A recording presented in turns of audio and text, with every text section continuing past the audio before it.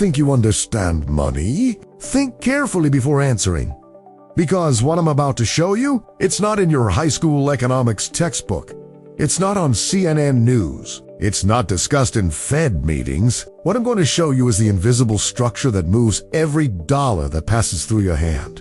And when you're done watching this video, you'll never look at your salary, your bank account, or your credit card the same way again. That's a promise. But before we continue, if you haven't subscribed to this channel yet, do it now. Hit the red button and turn on notifications because the videos we make here aren't meant to make you comfortable. They're meant to wake you up. Sign up now and you can thank me later. Let's start with a simple question. What is money? Seriously? Think about it for a second. Is it that green piece of paper in your wallet? Is it the number that appears in your bank app? Is it the gold stored in some secret vault at Fort Knox? Most people would answer, it's what I use to buy things. And that answer, that's exactly where the problem begins. Because you were taught to think of money as a thing, a commodity, a physical object with real value. But money was never about that. Money has always been a story that everyone agrees to believe at the same time. And when you understand that, the game changes completely. Now, come back in time with me, long before the United States existed, before Washington, before the Constitution, before anything you learned in history class. The indigenous peoples of the northeastern coast of America used something called wampum. They were small cylinders made of shells, white and purple, carefully polished, drilled, sewn onto threads, and strung into elaborate belts. They were beautiful, they were rare, and for centuries, they served as currency. But here's the detail that most people ignore. Wampum was not valued because it was beautiful. It had no value because it was difficult to make. Even though it was, it had value because the indigenous communities collectively agreed that it would. It was a social promise, an unwritten contract between people who trusted each other. And when the European colonists arrived and began mass-producing wampum using metal tools, guess what happened? The value collapsed. History has stopped working, and the system collapsed. That was in the mid-17th century. But do you know what's fascinating? The same thing happened again, and again, and again, with different materials, different places, different times, because the problem was never wampum. The problem is the nature of money itself. Now move forward in time a little further. It's the 18th century. The American colonies are growing. People are arriving from Europe every week. There are plantations, commerce, construction, and activity. But there's a serious problem. There's a shortage of physical cash. Gold and silver coins were controlled by the British Crown.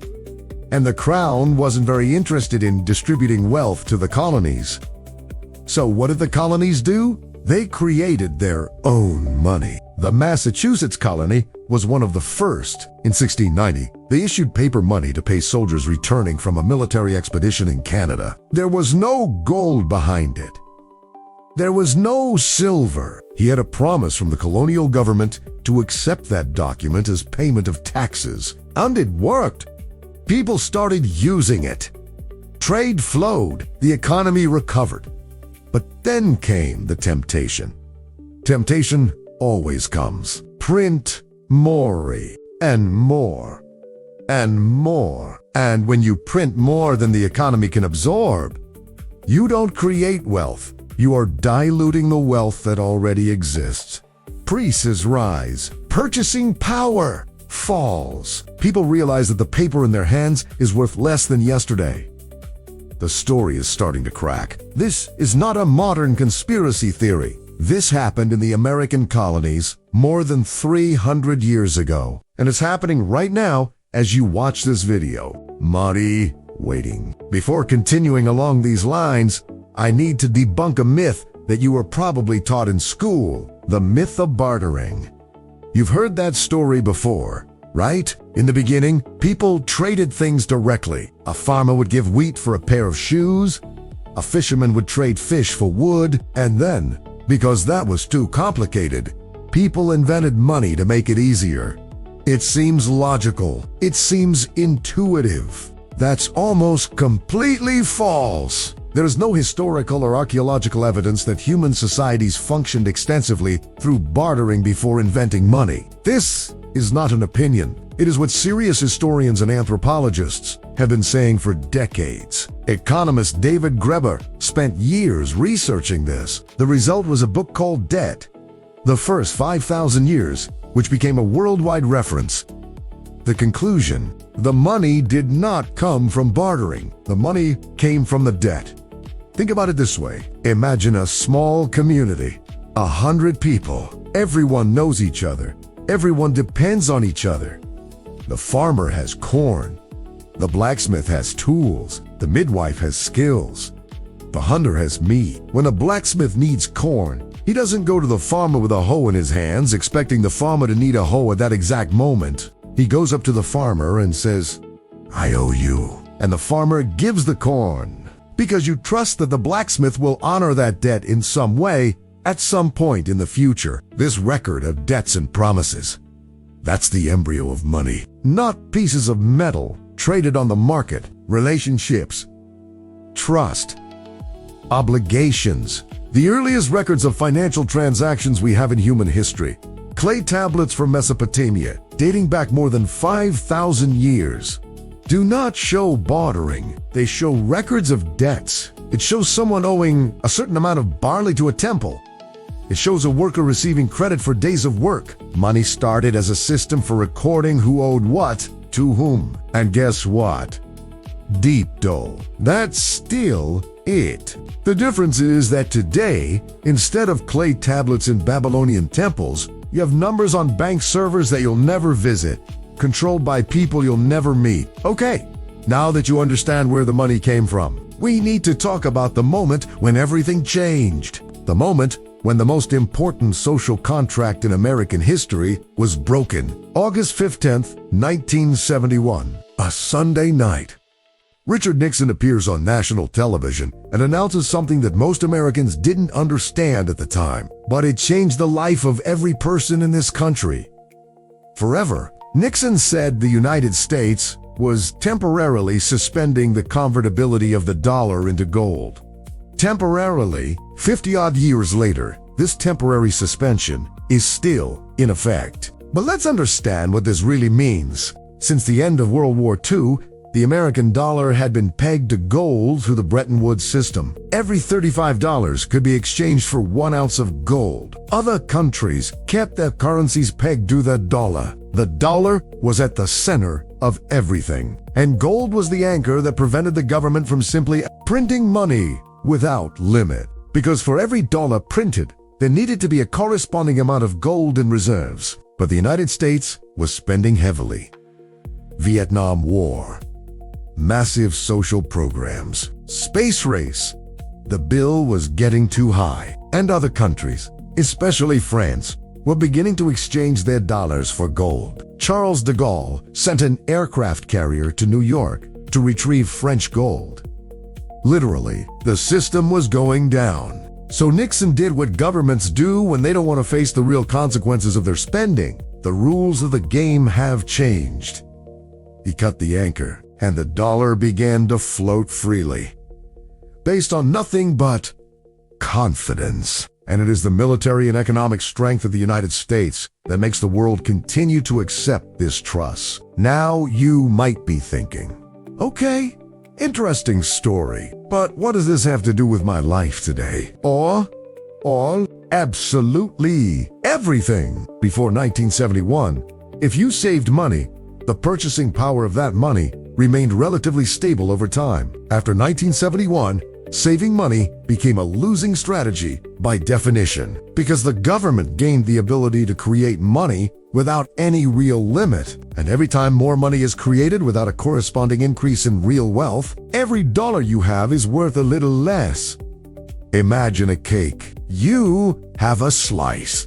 That slice represents your share of the total wealth. If someone creates more slices without increasing the size of the cake, your slice shrank. It hasn't gone away. It's still there. It still looks the same, but it represents less cake than before. This is called inflation. And it's not a system bug, it's a characteristic. Let's talk about banks now, because most people think they know how a bank works. You deposit money, the bank holds it. It lends it to other people. It charges interest. It returns a portion to you in the form of earnings. Simple, right? Wrong. Completely wrong. What banks do is much stranger than that. And when you finally understand, you'll be left with that uneasy feeling that someone should have told you this much sooner. Imagine you walk into a bank and deposit $100,000. The bank doesn't keep those $100,000 in a safe with your name on the door. The bank takes this deposit and, using a system called fractional reserve banking, can lend up to $90,000 to another person. That other person deposits those $90,000 in another bank. This bank lends $81,000 to another person. And so on. With a single initial deposit of $100,000, the banking system is able to create almost $1 million of new money circulating in the economy. It was not printed at any printing press. It didn't come out of any government coffers. It was created out of nothing. With an accounting entry, a number typed into a system, this is the invisible dollar printer that nobody shows you in school. And it operates 24 hours a day, 7 days a week, in banks across the country. Just wait. It gets even more interesting. When a bank grants you a loan, he's not lending you another deposit as money. In most cases, he is literally creating that money the moment he approves your loan. The Bank of England, one of the world's most respected central banks, published a report in 2014 explicitly confirming this. The report states, in technical but clear language, whenever a bank makes a loan, it simultaneously creates a corresponding deposit in the borrower's account, thus creating new money. New money. Created at the time the contract was signed. So when the bank lends you $30,000 to buy a car, he didn't pull those $30,000 out of thin air. He created them. And then they charge you interest on that money that didn't exist before you asked for it. Let it marinate for a second. Now, connect that to your life. Student debt. The United States currently has over $1.7 trillion in student debt. Nearly 50 million Americans carry this burden. The average debt for someone graduating from a four-year university is around $30,000. For those who have completed postgraduate studies, the number can easily reach $100,000, $150,000, $200,000. People in their 20s, fresh out of university, are already starting adult life, owing more than many people earn in years of work. And the system tells you that this is normal. That's an investment in your future. That is the price of knowledge. But here's the question. Nobody asks out loud, why has education become so expensive? In 1980, you could pay for a year of college at an American public university with the salary of a part-time summer job. By 2024, not even a full-time job would pay for a semester at most universities. Prices have skyrocketed, and they exploded precisely during the period when student loans were expanded and made easier by the federal government. Coincidence? There are no coincidences when billions of dollars are involved. When you make credit easier, the institutions that receive that credit raise their prices. Because they can, because the money is available, and who ultimately pays the bill? You, with interest. Credit card. The average American carries more than $6,000 in credit card debt. Average interest rate around 21% per year. This isn't financing. This is a trap with a pretty interface and reward points. Think about it this way. You have $6,000 of debt on your credit card. You pay the minimum every month. Do you know how long it will take to pay off this debt? Decades. And do you know how much you'll have paid in total? Double. Triple. Sometimes more. The system was designed to appear convenient. Cashback miles. Points. Exclusive benefits. VIP airport lounge. But the business model for credit cards doesn't depend on people paying the entire bill at the end of the month. It depends on the people who can't. Of the people who get trapped in the cycle of the bare minimum. Of people who use one card to pay for another. This is the ideal bank customer, not the disciplined customer. the indebted customer. Credit E-score. Here we reach a point that will make you uncomfortable. That number between 300 and 850, that determines whether you can rent an apartment, buy a car, or get a mortgage. You were taught to treat that number like a financial badge of honor. A high score means you are responsible, disciplined, and reliable. But let's be honest about what a credit score actually measures. It doesn't measure whether you're rich. It doesn't measure whether you live within your means. It measures how much profit the financial system can make from you. A person who has never taken out a loan in their life, who has savings, and who pays everything in cash may have an average or even low credit score. Why? Because the system has no track record of how to profit from it. Yet another person who has 5 credit cards, a car loan, a mortgage, and pays everything on time. Extremely high score. Why? Because the system knows exactly how that person behaves when they owe money.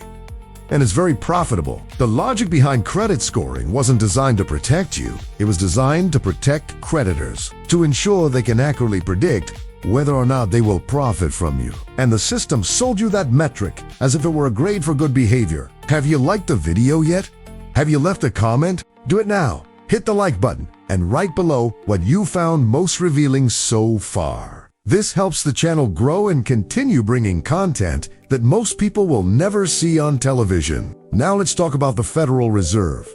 The Fed, the central bank of the United States. The institution that sets interest rates, controls the money supply, and, in practice, has more power over your financial life than any member of Congress you've ever voted for. And most Americans don't understand what the Fed does. I shouldn't even understand it. In the view of whoever built the system, the Fed has an official inflation target of 2% per year. 2% seems like a small amount, right? It's almost nothing. Almost. But let's do a simple calculation. If the cost of living rises by 2% every year, in 10 years, what used to cost $100 now costs $122. In 20 years, $148. In 30 years, $181.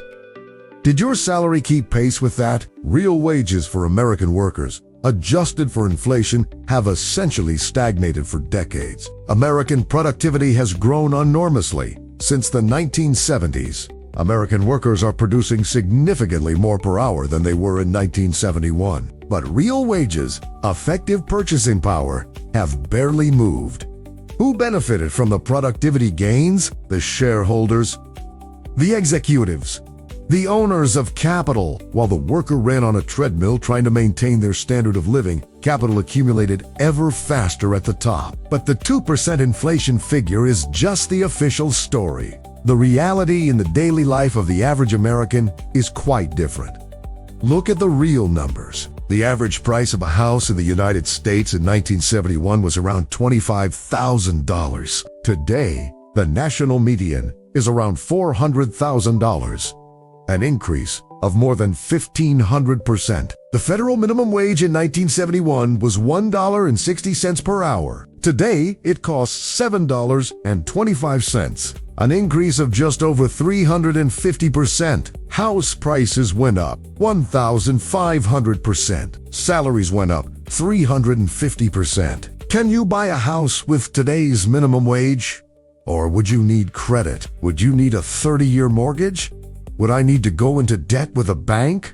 Good question. And now, let's talk about something that will connect everything.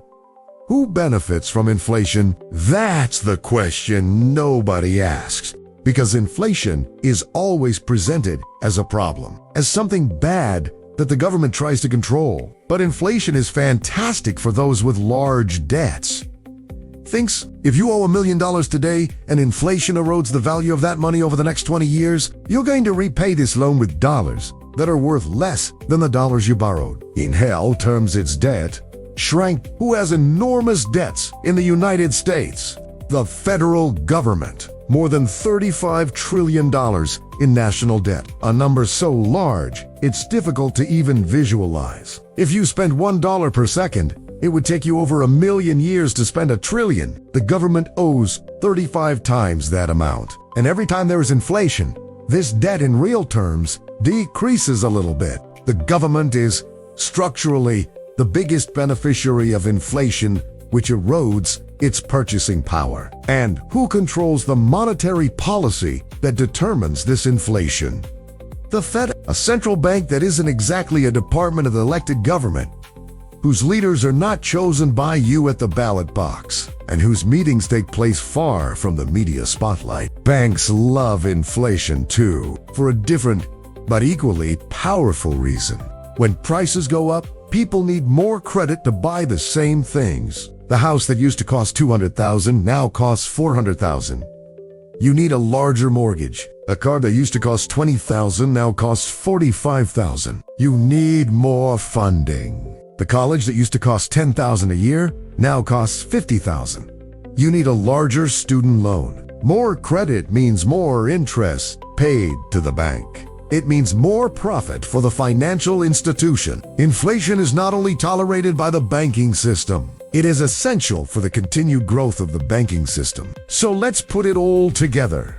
You have a monetary system where money is created primarily when someone borrows it. You have banks that create new money every time they grant credit. You have a government that spends more than it collects in revenue and finances itself with debt. You have an inflation target that ensures that keeping money under the mattress is a losing strategy. You have prices for essential assets, housing, education, healthcare rising much faster than wages. You have a credit scoring system that measures your usefulness and you have an American worker who, in order to maintain the standard of living his parents had, you need to go into debt. Not because he is irresponsible, not because he made bad choices, but that's because the system was calibrated precisely for that. Think about the Great Depression of the 1930s. Banks closing, unemployment at 25%. Huge lines to get food. So what really happened? The credit system collapsed. People stopped borrowing. Banks stopped lending. And since modern money is essentially credit, when credit dries up, the money disappears. Literally. The money supply in the United States fell by more than 30% between 1929 and 1933. Not because someone destroyed physical money, but that's because the credit creation cycle was interrupted, and the entire economy collapsed along with it. This tells you something fundamental about the nature of the system. A system that relies on continuous debt to function. It's a system that collapses when people stop taking on debt. Expanding debt is not an option within this system. It's a survival necessity. And guess who ends up at the bottom of this equation? You, the worker, the salaried worker, the saver. There's more. And what comes next is where everything connects in a way that will change how you think about every financial decision you make. But first, leave a like now if you're learning something they never taught you in school, and comment below. Did you already know this, or is it being revealed now?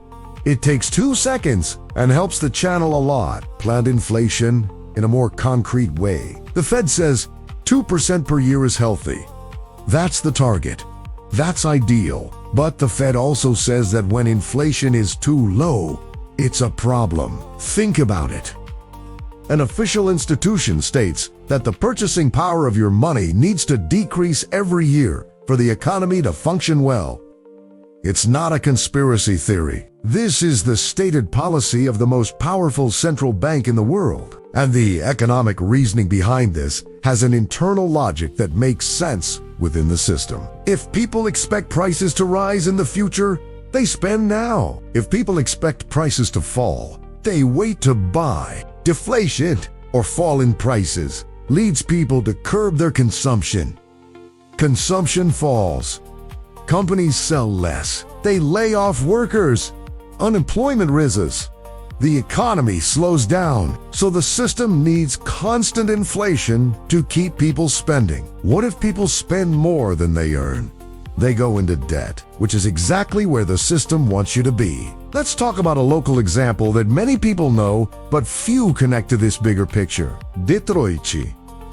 The 80s and 90s. A city that was the industrial heartland of the United States. Real jobs. Middle-class salaries. Affordable housing. families who could thrive on a single salary. Then the factories left. The jobs disappeared. The city's tax base collapsed. And what came to fill the void? Predatory lending, loans with absurd interest rates for desperate people, subprime mortgages on homes that were worth less than the loan amount, car financing with interest rates of 20, 25, 30% per year, pawn shops on every corner. The system didn't reach Detroit to help families who lost their jobs. He came to profit from their difficulties. And when the 2008 crisis hit, and those bad loans exploded, the federal government bailed out the banks with public money, with taxpayers' money, from the same families that were devastated by the predatory loans of these same banks. Privatization of profits, socialization of losses. This is the system in full operation. And what happened after 2008? The Fed cut interest rates to almost zero. It injected trillions of dollars into the economy through programs called quantitative easing. Quantitative flexibility, a technical name for a simple process. The Fed created money and used it to buy government bonds and financial assets from banks. This caused the prices of these assets to skyrocket. Stocks, real estate, securities. And what about those who own stocks, real estate, and bonds? It's not the worker who can barely save anything at the end of the month. These are the people who already had money. The 2008 crisis was the largest event of wealth transfer from the middle class to the wealthiest in recent United States history. And it was done with the official apparatus of the government and the central bank. The technical and boring language of financial jargon causes people to switch off before they even understand what's going on. We've reached the end of this video, and I want you to carry something. A simple sentence. This is not a system error. This is the system. The system didn't break down in 2008. It worked exactly as designed. Banks profited from the expansion of credit in previous years. When the bubble burst, they were bailed out by the government. And while millions of Americans were losing homes and jobs, the assets held by banks were valued higher by the Fed's policies. The system is not inefficient, it's brutally efficient. It's just not efficient at making you rich. It's effective at keeping you playing. Buying on credit, paying interest, financing a lifestyle that inflation is making increasingly inaccessible without debt. And while you're playing this game as a saver, trying to put money in a savings account that yields less than inflation, the biggest debtors are the ones who win. The governments, the banks, corporations that finance themselves with cheap money and invest in assets that increase in value. You've been placed in a game with rules that benefit those who owe a lot and punish those who save a little. And nobody handed you the manual until now. So the question that remains is not theoretical. It's not abstract. It's personal. What's your strategy for not getting swallowed up by this game? Because knowledge by itself changes nothing. What changes is what you do with it. Are you going to keep leaving your dollars sitting in an account that loses to inflation? Will you continue paying the minimum on your credit card and enriching the bank with each cycle? Are you going to continue thinking that your credit score is a badge of honor and not a measure of profitability for the system? Or are you going to start asking the right questions? Where is my money really? Who am I working for when I pay interest? What increases in value while the dollar loses purchasing power? How do the rich protect themselves from inflation that devours the savings of the middle class? These are the questions that this channel exists to answer, and the next videos will delve deeper into each of them. If this video opened your eyes, leave a like now. Don't forget, it's a small gesture that makes a huge difference in keeping this channel going. Write in the comments. What was the point that surprised you the most? The fractional reserve banking system, the credit score, what the Fed does about inflation? I want to know what really impacted you. And look at the video that's playing on the screen now. It connects directly to what you just watched. It shows the next step, what people who understand the game are doing differently. Don't jump. This is the video that changes the game for good. See you there.